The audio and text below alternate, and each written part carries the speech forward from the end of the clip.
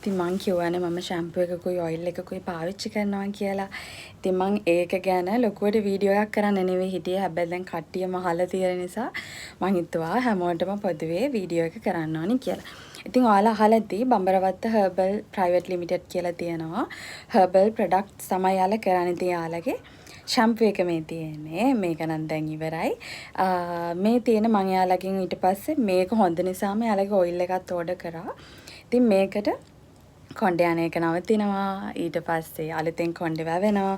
මේ බේබි හේර්ස් එහෙම ටක් ගාලා වැවෙනවා. අපිට ටක් ගාලා රිසල්ට් එක බලා ගන්නත් පුළුවන්. එම් තමයි කවුරු හරි කලර් කරලා කොණ්ඩේ නිකන් ෆේඩ් වෙලා ගිහලා නම් ඒත් මේ ෂැම්පූ එක වගේම ඔයිල් එකත් ගොඩක් හොඳයි. මේක බය නැතුව ඕන කෙනෙක්ට යූස් කරන්නත් පුළුවන්.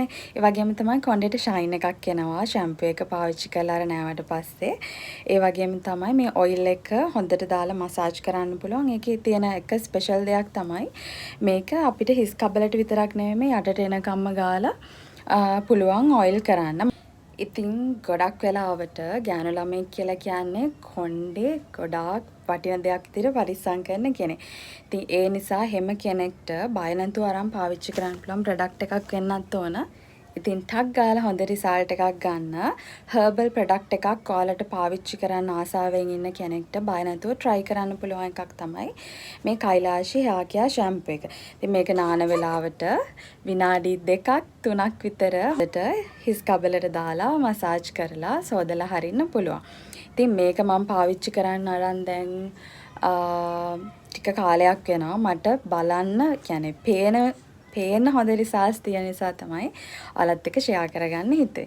ඊට පස්සේ ඔයිල් එක ගැන කියනවා නම් මේකේ රිසල්ට්ස් හොඳ නිසා තමයි ඇත්තටම මම මේක ඕඩර් කරගත්තේ.